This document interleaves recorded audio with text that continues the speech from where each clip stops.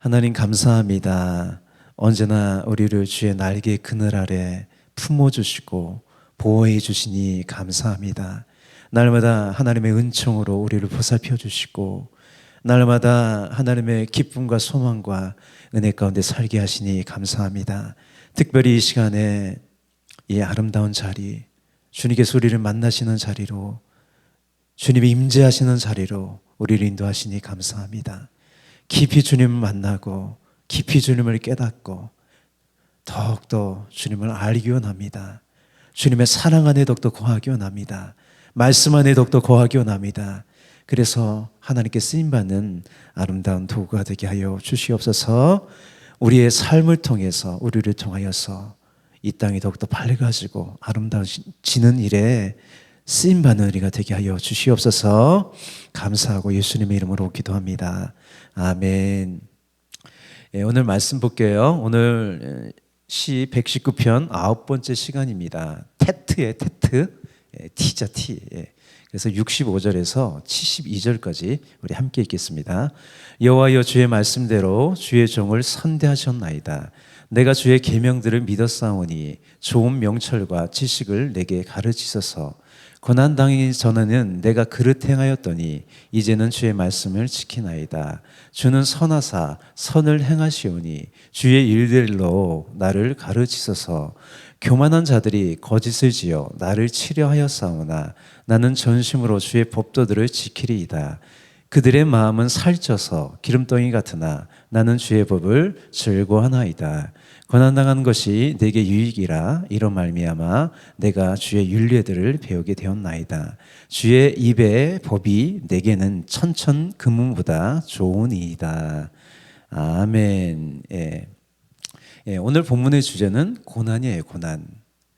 하나님이 쓰신 사람 중에 이런 고난을 겪지 않은 사람이 없어요.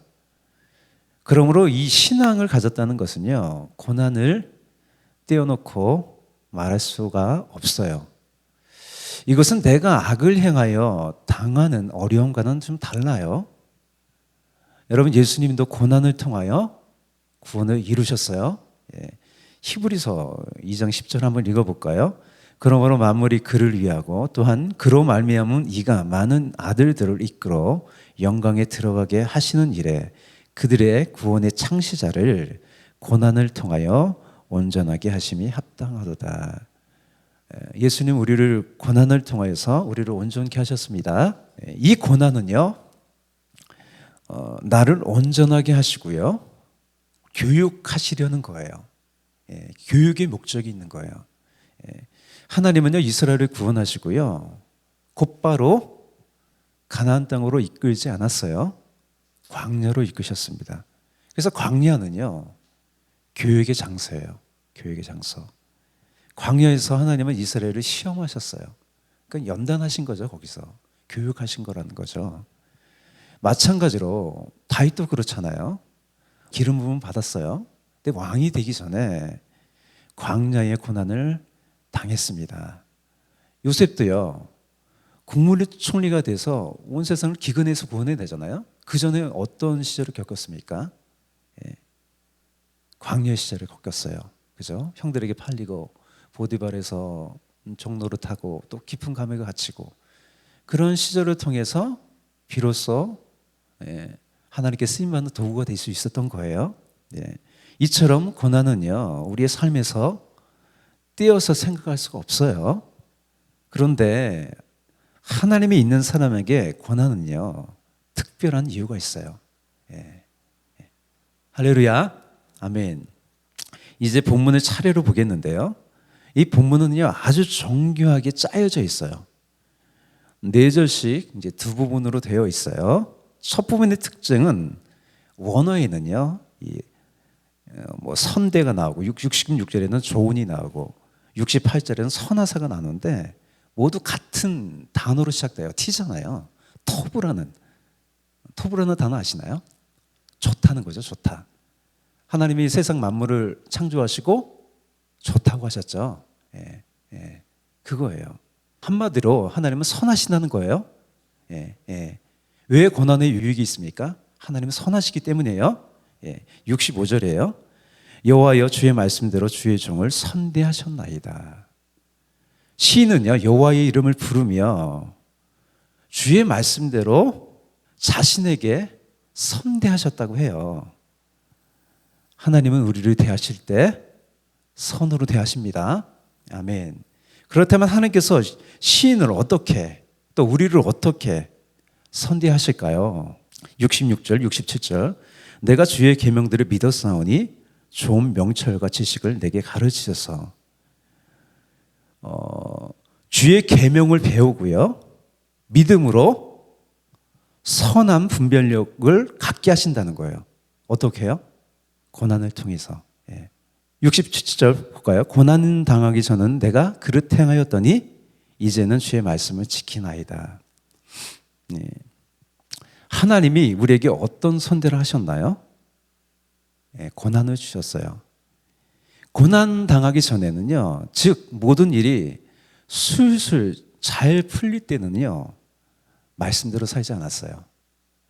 근데 고난을 통하여 우리가 주의 율례를 배우게 됐어요. 고난을 통하여 말씀대로 사는 사람이 되게 하셨다는 거예요. 말씀을 붙잡는 사람이 되게 하셨다는 거예요. 이것은 우리에게 흔한 일이에요. 그죠? 하나님이 막잖아요. 그죠? 우리가 이상한 길로 가면 막아요. 고난을 주세요. 그런데 내가 그릇 행하는데도 하나님이 주신 고난이 없다면 이것은 심각한 문제예요. 히브리서 말씀 볼까요? 너희가 참음은 징계, 이게 교육이란 말이에요. 징계를 받기 위함이라. 하나님이 아들과 같이 너희를 대우하시나니 어찌 아버지가 징계하지 않는 아들이 있으리요. 징계는 다 받는 것이오늘 너에게 없으면 사생자요 친아들이 아니니라. 하나님이 우리에게 왜 고난을 주시나요? 친아들이니까요. 우리 유익을 위해서 주시는 거예요. 교육하시는 거예요. 아멘. 그래서 고난은요 하나님이 주시는 선물이자 우리를 바른 길로 이끄는 교사입니다. 첫 단락의 마지막에 시는 이렇게 기도해요. 그래서 주는 선하사 선을 행하시오니 주의 율례들로 나를 가르치소서. 하나님은요 여러 모양으로 우리를 교육하시나 특별히 고난을 통하여서 가르치세요. 하나님은 예수님을 통해서 이 선대를 받잖아요. 우리를 선대하셨어요. 그게 뭐냐면 우리의 악을 악으로 갚지 않고요 선으로 갚으셨다는 거예요. 여러분 그것이 사랑이고 용서예요. 여기서 율례를 배우게 됐다는 그런 의미예요. 예수님의 그 율례를 배운 거예요. 우리가 고난을 겪잖아요. 다른 사람의 아픔을 알게 돼요. 예수님은요 원수된 우리의 죄를 위해 자신의 몸을 주셨어요. 선대하셨어요. 그래서 고난을 통해서 우리가 주의 율례를 배우게 되는데 우리를 예수님 닮게 하시는 거예요. 그래서 어떻게 해야 되냐면 악을 선으로 갚는 사람이 되는 거예요. 여러분 용서한다는 의미가 그거죠. 악을 선으로 갚는 거예요. 사랑한다는 의미도 그거예요. 그렇게 선대하는 아름다운 사람이 되게 하십니다. 어떻게 해요? 고난을 통해서 주의 율례를 배우게 하신다는 거예요. 다음 단락 볼까요? 먼저 69절 70절은요 이게 대조되어 있어요. 교만한 자들과 마음이 산찐 자들이 나와요. 그런 행태들이 나오고요. 또 그러나 나는 으로 시작하는 이 시인의 대조된 모습이 나와요. 우리 69절 70절을 볼까요? 교만한 자들이 거짓을 지어 나를 치려하였사오나 그러나 나는이에요. 나는 전심으로 주의 법도들을 지키리이다. 교만한 자들이요 거짓으로요 시인을 공격하는 거예요. 그러나 시인은요 전심으로 주의 법도를 지키겠다고 해요. 이건 뭐예요? 거짓을 하니까 내가 거짓으로 대항을 하나요? 아니죠. 진실되고 정직하게 행동하겠다는 거예요. 이것이 선으로 악을 이기는 거죠. 진실이 이겨요. 결국. 또 70절에 보면 70절에 이렇게 되어 있어요. 그들의 마음은 살쪄서 기름덩이 같으나 이거는 천고마비가 아니에요. 예? 예. 마음이 살쪘다는 것은요, 계속해서 욕심으로 살찌우는 거예요. 마음이 둔해지는 거예요. 그래서 바울은 이에 대해서 이렇게 경고해요. 에베소서 4장 18절 19절. 그들의 총명이 어두워지고 그들 가운데 있는 무지함과 그들의 마음이 굳어짐으로 말미암아, 그죠? 예. 하나님의 생명에서 떠나 있도다. 그들이 감각 없는 자가 되어 자신을 방탕에 밤이하여 모든 더러운 것에 욕심으로 행하되. 그러나 시는 어떻게 말합니까? 또 우리의 고백은 어때요? 나는 주의 법을 즐거워하나이다. 할렐루야, 아멘. 그러나 우리는 주님 안에서요, 이 욕심으로 채우는 것이 아니라 주님 안에서요, 가난한 사람이 되어서요, 참된 만족을 누리며 말씀 안에서 기뻐하는 거예요. 예. 이 시간이 그런 시간이에요. 할렐루야, 아멘. 말씀으로요, 나의 마음에 낀 지방을 태우는 시간이에요. 더욱더 하나님께 이렇게 뭔가 이렇게 둔감해지는 게 아니라 우리가 주님을 더욱더 가까이 하면 할수록요, 우리의 마음은 민감해져요. 예. 민감하게 반응하게 됩니다. 예. 다음 71절 볼까요? 이게 오늘 말씀 중에서 핵심되는 말씀이에요. 그래서 오늘 제목을 고난의 유익이라고 했어요. 71절 함께 읽을까요? 고난당하는 것이 내게 유익이라 이로 말미암아 내가 주의 윤례들을 배우게 되었나이다. 시인은 고난을 당하는 것이 내게 유익이라고 해요.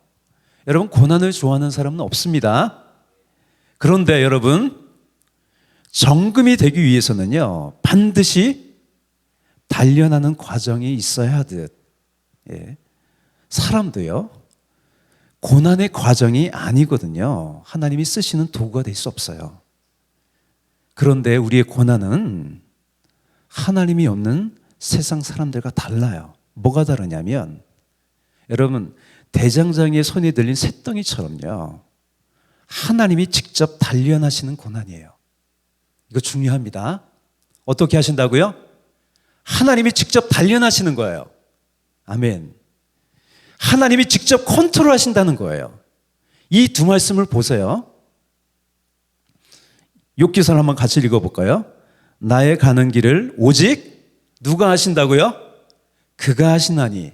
누가 단련하신다고요? 하나님이 나를 단련하신 후에는 내가 정금같이 나오리라. 예. 고린도전서 10장 13절 볼까요? 사람이 감당할 시험 밖에는 너희가 당한 것이 없나니 오직 하나님은 미쁘사 너희가 감당하지 못할 시험 당함을 허락하지 아니하시고 시험 당할 즈음에 또한 피할 길을 내사 너희로 능히 감당하게 하시느니라.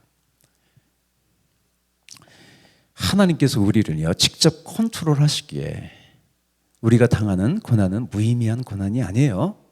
쓸데없이 고난당하는 것이 아닙니다. 힘든 만큼 그에 상응하는 유익이 있다는 거예요. 그렇게 고난은요, 하나님이 주신 선물입니다. 예.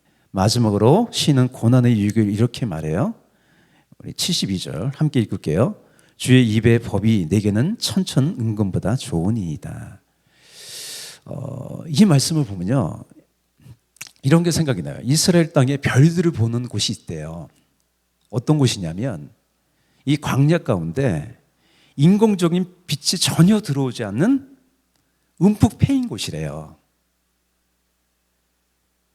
고난 중에 여러분, 하나님 말씀이 더욱 또렷하게 들려와요. 아멘. 그래서 여러분, 광야의 밤을 지날 때 여러분 안심하세요. 그 시간은요, 더욱 깊이 하나님을 경험하는 시간이 될 거예요. 여러분, 고난 뒤에 유익이 있어요. 복이 있습니다. 내가 변화돼요. 내 삶이 새로워져요.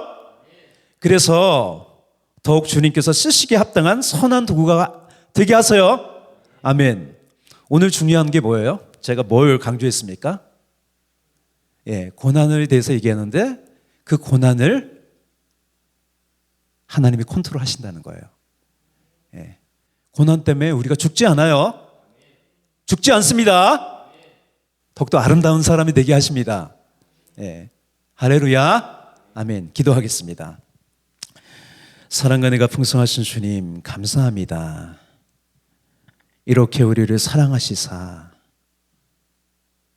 우리에게 은혜를 베풀어 주시니 감사합니다.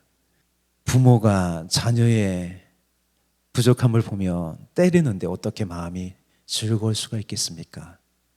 하나님도 그렇습니다. 그러나 하나님은 우리를 아들로 생각하시기에 우리의 유익을 위해서 고난도 주십니다. 고난을 통해서 더욱더 아름다운 사람 되게 하십니다. 빛난 인생 되게 하십니다. 그러므로 하나님 주신 고난은 우리에게 선물입니다. 주님, 고난의 시절을 지날 때 하나님을 생각하면서 하나님을 의지하면서 하나님을 기억하면서 아버지 그 시절을 지나는 우리가 되게 하여 주시옵소서. 그 시절을 지난 후에 다가올 하나님의 영광을 바라보게 하여 주시옵소서. 오늘도 우리와 함께 하시니 감사합니다. 예수님의 이름으로 기도합니다. 아멘.